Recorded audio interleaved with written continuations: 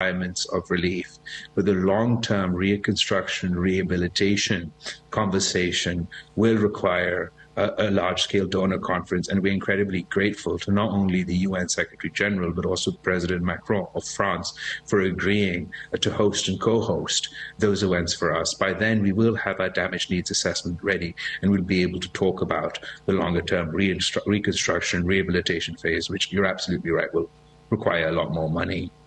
Well, Foreign Minister, I very much hope for the people of Pakistan that you are able to raise the money you need from wherever you can. But moving a little bit into the geopolitics of this, we are foreign policy after all. I remember when Pakistan had devastating floods in 2010. And back then, I think more than 1,700 people died. America stepped in with more than, $1.3 billion in various types of aid that year. They gave a fair bit in succeeding years as well. U.S. aid today is a fraction of what it used to be. Does it worry you that Islamabad has lost its former place in Washington? Does it worry you that Pakistan's relationship with America isn't what it used to be? No, actually, I'm far more comfortable in our relationship today with America than we were back in 2010. I think that we were hyphenated as AFPAC and seen within the prism of Afghanistan. And with our re-engagement with the U.S. State Department and with the U.S. government, we've seen a sort of a more broad-based conversation that I was referring to earlier about our trade relations. Again, going back to the question of aid, obviously there's, at the moment, it's the flash appeal stage. When we get to the pledging conference and other things, we'll have more broader conversations. But to be realistic, we have to understand that the world has changed. It's not just Pakistan, the US that's changed. We've seen a once-in-a-lifetime global pandemic. We've seen the fall of Kabul. We've seen the Ukrainian crisis. It's a very different economic space. A lot of money is being spent domestically and then on other international issues. So I don't chalk that up to sort of the position of our relationships, but I'm very cognizant going forward, not just with the United States. We're dealing with our partners across the world. But everyone is dealing with domestic economic challenges, a very difficult geostrategic place, position on the world stage, and that'll make things difficult, which is why I won't just be talking about sort of cash handouts and charity, and I'm pitching a far more broader proposal of something along the lines of a green Marshall Plan for climate-stressed countries, including but not limited to Pakistan. We're amongst the 10 most climate-stressed countries on the planet.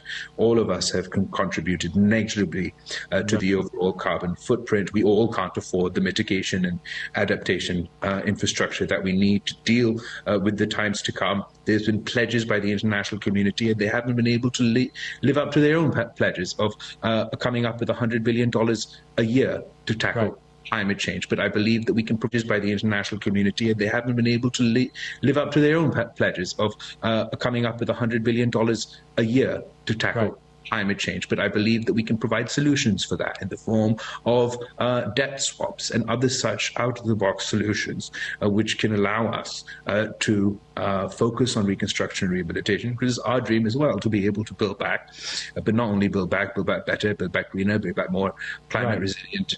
So, I want to come back to climate change resilience later in this, but since I was going through the geopolitics of the situation, you mentioned the hyphenation of AFPAC, and I understand that things have changed, but if the two are now properly dehyphenated, I have to ask, when America orchestrated the killing of Ayman al-Zawahiri, what level of cooperation did your country offer? I mean, it wasn't in our country, nor was it in our information that this individual was there, or that there was an operation that was going to go on to take him out. And did Pakistan offer its airspace to America for counter? No, as I said, we were not sort of aware of this. I don't think anybody was. He was there until after it happened. I see.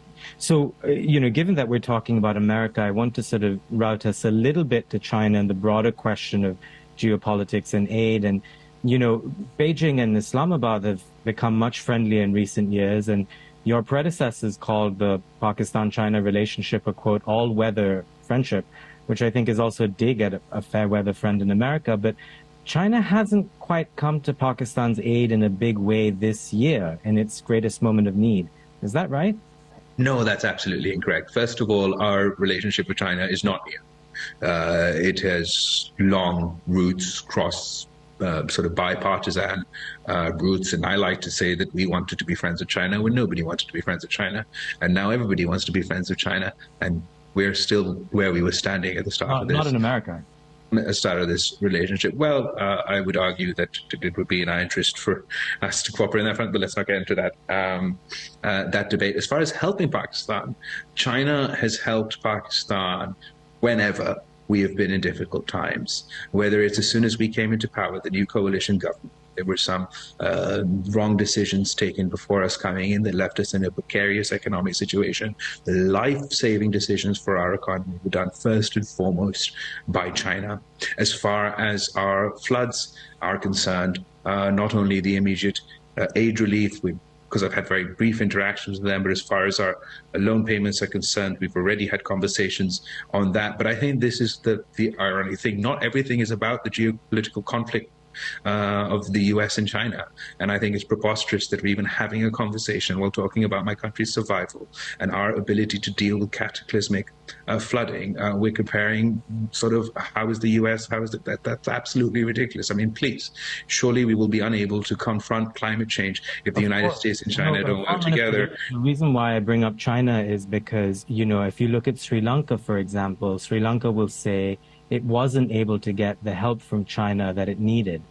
So it is a valid question, I think, for many South Asian smaller countries to wonder, whether they're getting the aid from China that, they may have been promised before. So as far as Sri Lanka is concerned, obviously we're in a completely different context.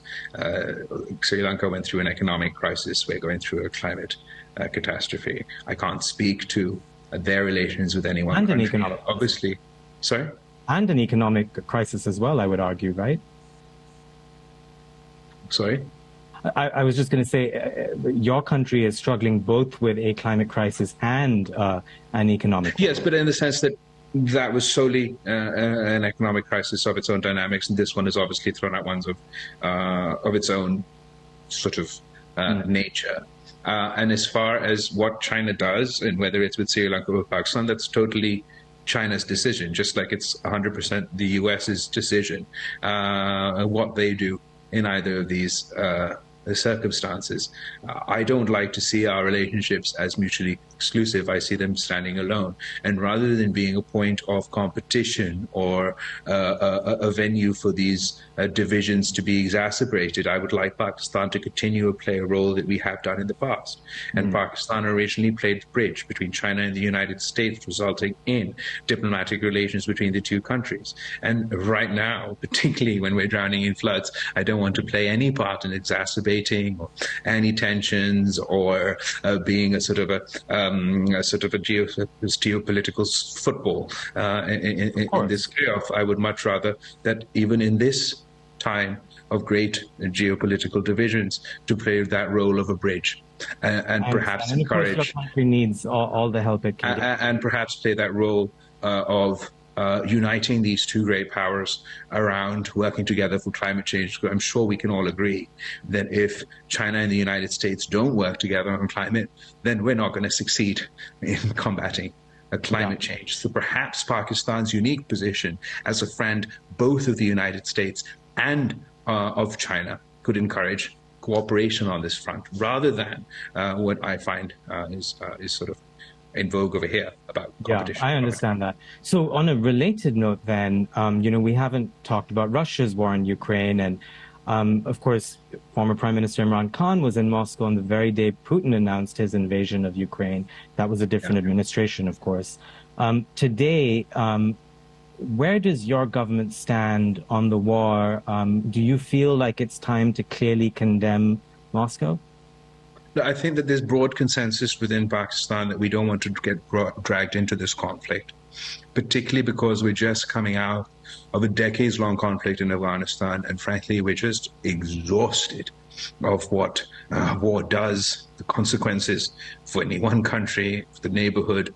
And we've been very careful, whether it's the last administration or this administration, not to be drawn in to the conflict in any international forum. I understand being drawn in. My question. But what we have tried to do is add a level of nuance to this dynamic ever since that we've taken over. And for example, before the climate catastrophe that we're now facing, Pakistan was anyway largely an aid recipient country, but there are two countries that we provided aid to. One is Afghanistan and the other was Ukraine, to help mitigate the difficulties that the people over there are facing.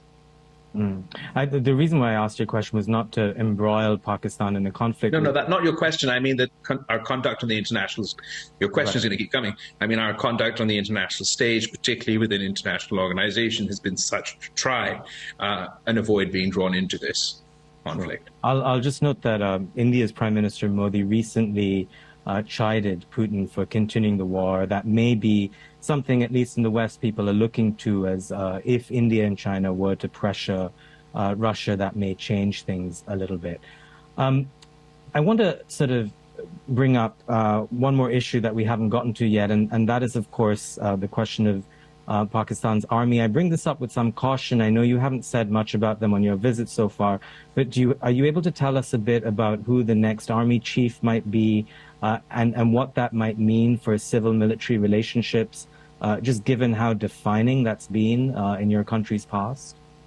I think that's a valid question.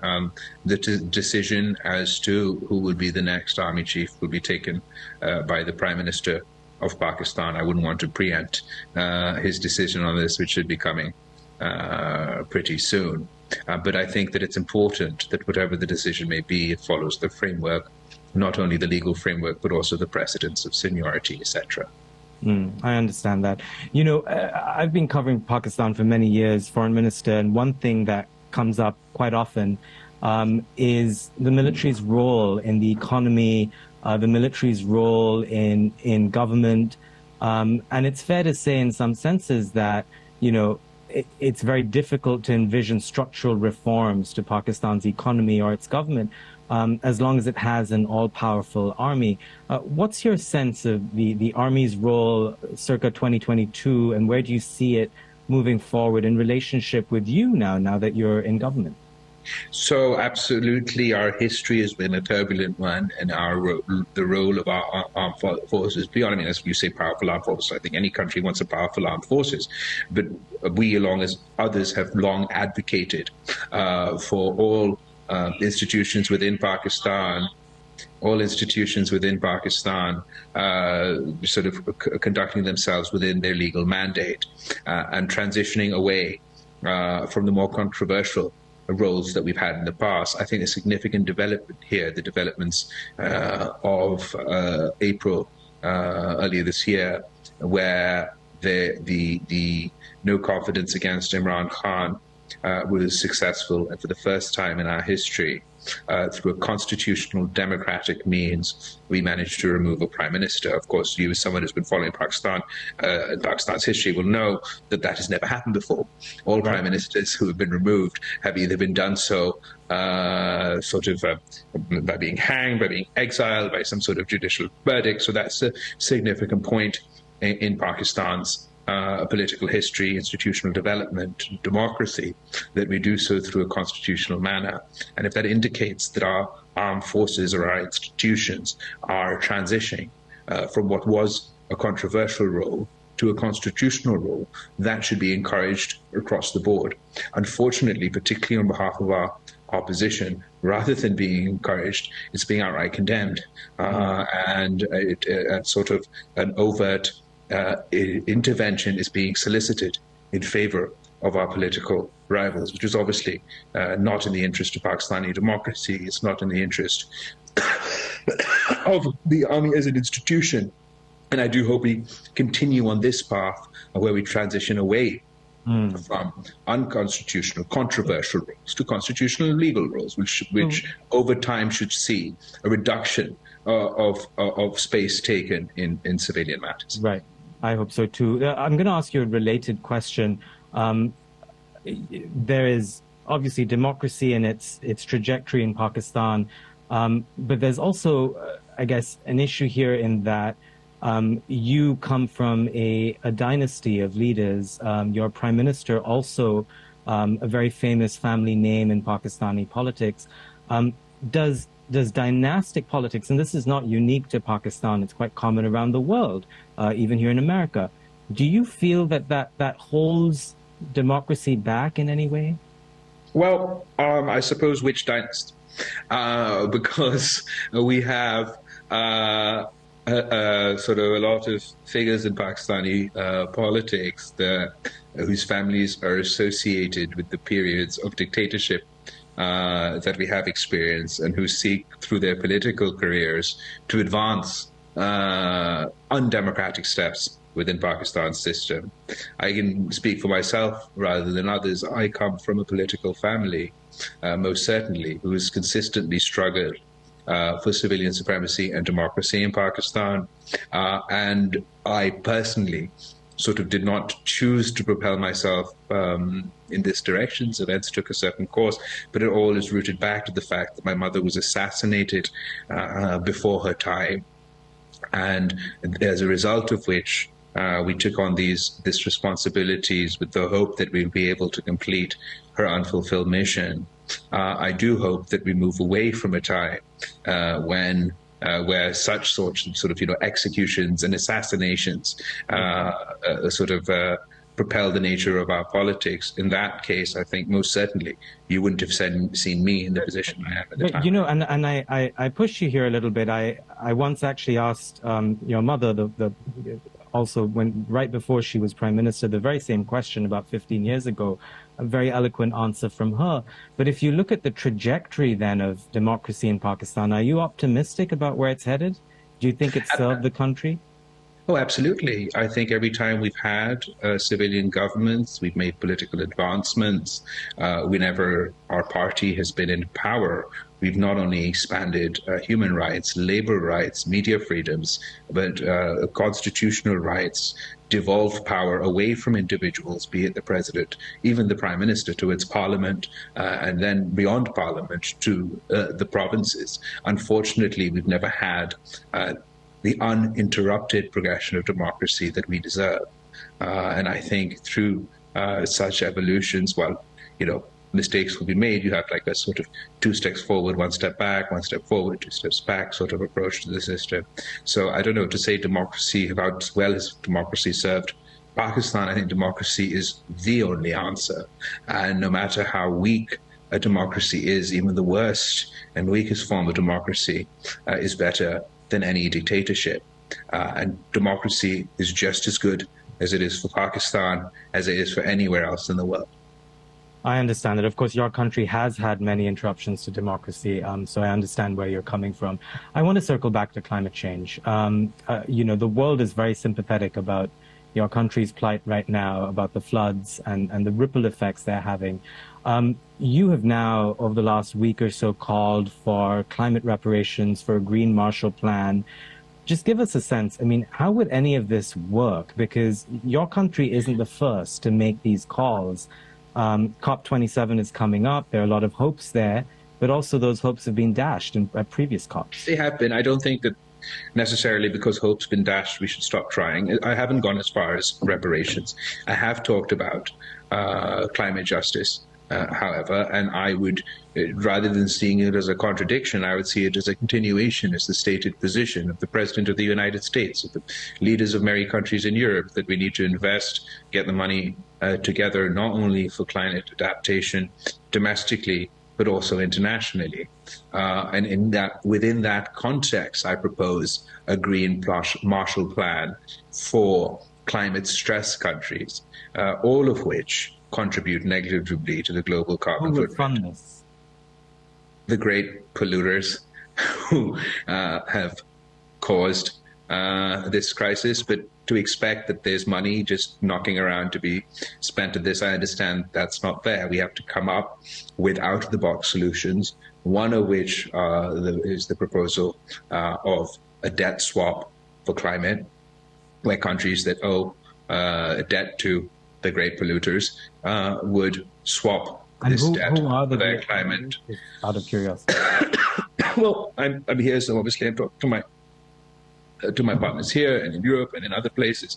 But the idea is, let's just say those countries that have committed to providing $100 billion annually in financing for climate and have been unable to do so.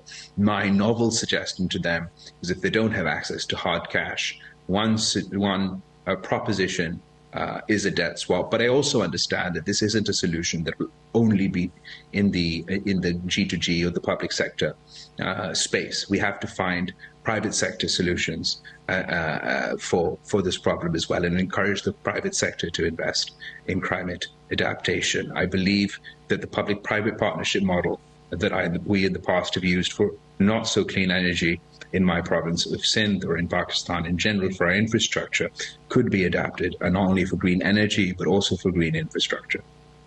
Let's just talk about food for a minute. I know that given that the crisis your country is facing has so many ripple effects, this is a question from one of our subscribers, Dakota Burkholder, who wants to know what new policies your government plans to introduce or implement to make sure people get food. So we have this is the scary consequence of what's happening. I don't know if I mentioned it earlier, but at the risk of repetition. So 4.3 million acres of standing crop, cash crop destroyed as a result of these floods. And in 2 months' time, we were to do our wheat sowing, which is looking increasing unlikely. Last time around, 2010, 2011 floods, we had the hit of the damages of the floods, but we managed to get ourselves back on our feet in time to plant the next crop and actually have a bumper crop. This time, that's looking incredibly difficult. And as you're aware, it's not just the context of our of the flooding that has caused food insecurity questions. We were already faced with issues about food insecurity, particularly following what's happening in the Ukraine. I mean, we used to buy a lot of our wheat from Ukraine, so there was a lot of complexities around this issue then. Our strategy at the moment is we're providing as much as we can as far as rations are concerned. We've also got sort of the international community, the World Food Program, USAID, everybody supporting on that front. Our aim is to try to do whatever we physically is possible to get our infrastructure, if not fully functional, but at least functional enough to allow as many people as possible to plant that next crop. And that, I think, is the best way for us to not only to get them back on their feet, but to mitigate the damage to our economy. It is a Herculean task, but we're working around the clock to try and achieve it. Very much hope you can. You've spoken quite eloquently about democracy. I'm a journalist, so I have to ask, it's been widely reported that your country and your government has had a media crackdown in recent months. A TV channel has been shut down, journalists have been harassed. This isn't new in Pakistan, of course, but it hasn't stopped under your leadership. Why? No, absolutely. I mean, we've only been in power for 4 months. And the sort of difficulties that Pakistani press freedom has faced over the past 4 years have been exponential. As I mentioned, I don't know, sort of between 2007 and 2018, we actually saw an expansion around rights within the Pakistani context. I was particularly proud of the period between 2007 and 2008, when we were 2008 and 2013, when we were last in power. We could proudly say we had no political prisoners, where the media was, no matter sort of whatever they said or whatever was happening, we never went after them, and we'd managed to create an equilibrium in Pakistani politics and said goodbye to political victimization. Unfortunately, as Mr. Khan came into power, he undid a lot of the progress we've made on that front. He proposed legislation. But these are still shutdowns that have happened with the new government. I'm not denying that, absolutely. So he sort of proposed legislation that would sort of, if there's any criticism of our armed forces or other things, would result in legal consequences not only for journalists but for TV channels. He was the first to shut down teeny channels and media groups when he was in power. And once you put those norms, those rules, those laws in place, it takes more than 4 months to walk those back.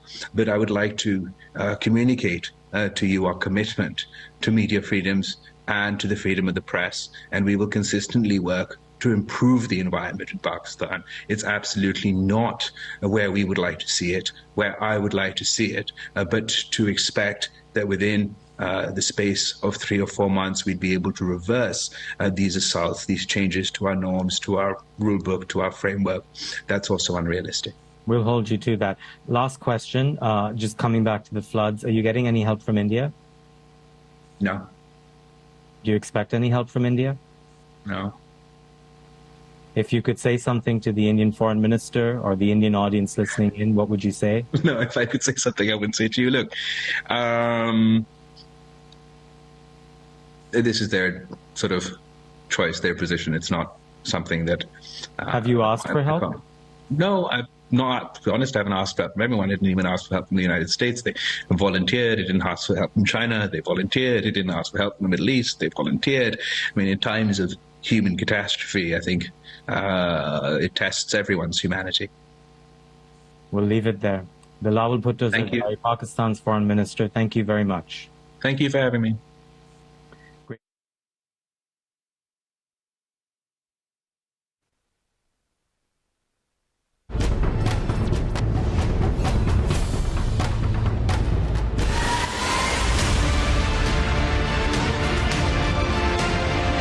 مجھے مریم صاحبہ نے what's app کیا تھا, ہمارا تھوڑا سا chat ہوا تھا, وہ بالکل نہیں کرنے کا سر. ان کے داماد ہے نا سر رحیل, آدھا آ گیا وہ انڈیا سے پلانٹ, یہ وہی ہے نا. اپنے داماد کے لیے ہندوستان سے پاور پلانٹ کی مشینری پاکستان امپورٹ کروا رہی تھی. مریم نواز صاحبہ بیٹی نے مجھے کسی سفارش کا نہیں کہا, نہ کوئی فیور کا کہا. ڈاکٹر توقیر نے مجھ سے بات کی کہ یہ ان کی جو مشینری ہے شوگر مل کی, آدھی وہ ہندوستان سے وہ امپورٹ کی ہے پی ٹی آئی کے دور میں, یہ میرے دور میں امپورٹ نہیں ہوئی, تو باقی مشینری رہ گئی ہو تو کتنا نقصان ہے. اسحاق ڈار نے سینٹ کی رکنیت کا حلف اٹھا لیا, کل بطور وزیر خزانہ حلف اٹھائیں گے. یہ اسحاق ڈار جیسا fraud N R O deal کے تحت یہ پاکستان پہنچا. ہماری بڑی بدقسمتی ہے کہ ہمارا نا انصاف کا نظام اس کو روک سکا, اور نہ ہمارے وہ لوگ جو ملک کے محافظ ہیں بنتے ہیں, نہ انہوں نے اس کا راستہ روکا. اور کون روکے گا؟ انشاءاللہ آپ کا بھائی عمران خان انشاءاللہ اس کا راستہ روکے گا. وزیر اطلاعات مریم اورنگزیب نے کہا اسحاق ڈار کا واپس آنا عمران خان جیسے جھوٹے اور پرستائی شخص کی منہ پر زناٹے دار تھپڑ ہے جس کی گونج میں ہر روز اضافہ ہوگا. فواد چودھری نے کہا اسحاق ڈار کا آنا پاکستان کے نظام انصاف کے منہ پر زناٹے دار تھپڑ ہے جس کی گونج میں انصاف کے بلند و بانگ دعوے دب کر رہ گئے. یہ میری آخری لانگ مارچ ہوگی, یہ میرا آخری دھرنا ہوگا. اس کے بعد پاکستان کے اندر صاف اور شفاف الیکشن کی طرف ملک جائے گا. السلام علیکم, آپ دیکھ رہے ہیں بریکنگ پوائنٹ, میں محمد مالک. کل سے پورے پاکستان میں صرف اسحاق ڈار ہی چل رہا ہے. آج جب انہوں نے اوتھ بھی اٹھایا سینٹ کے اندر تو وہاں پہ بھی نعرہ بازی, ہلڑ بازی, کاغذ پھٹ رہے ہیں, چور چور کے نعرے لگ رہے ہیں. عمران خان صاحب کی آپ نے باتیں سن لی, ایون انہوں نے یہاں تک کہہ دیا کہ یہ جو عدالتیں تو چھوڑیں, عدالتوں نے کیا روکنا ہے, یہ جو اپنے آپ کو اس ملک کا محافظ کہتے ہیں انہوں نے بھی نہیں روکا. روکے گا تو آپ کا بھائی عمران خان روکے گا. یہاں تک باتیں چل رہی ہیں. ایک چیز تو بڑی کلیئر ہے کہ مفتاح اسماعیل واز تھرون انڈر دا بس by his own prime minister, جنہوں نے آبویسلی اس کی شاید لڑائی اتنی نہیں لڑی. تو یہ بڑی انٹرسٹنگ سچویشن ڈیولپمنٹ ہو گئی. اور بٹوین جو آڈیو ٹیپس آ رہی ہیں بٹوین اسحاق ڈار, دو بڑی انٹرسٹنگ چیزیں ہوئی ہیں. اگر آپ دیکھیں اچانک جو ڈیبیٹ پچھلے دنوں تک اس بات پہ بہت زیادہ اس کا محور تھا کہ آرمی چیف ایکسٹینشن لے رہے ہیں یا نہیں لے رہے, کون بنے گا کروڑ پتی ٹائپ بحث جو چل رہی تھی, کون عمران خان کے جنرل سے ڈر رہے ہیں, وہ ساری بحث ختم ہو گئی. اور اب آگئی بات یا آڈیو ٹیپس پہ, اور آڈیو ٹیپس میں بڑی انٹرسٹنگ ایک ڈائمنشن ہے کہ اس کا جو بلک ہے, جو ابھی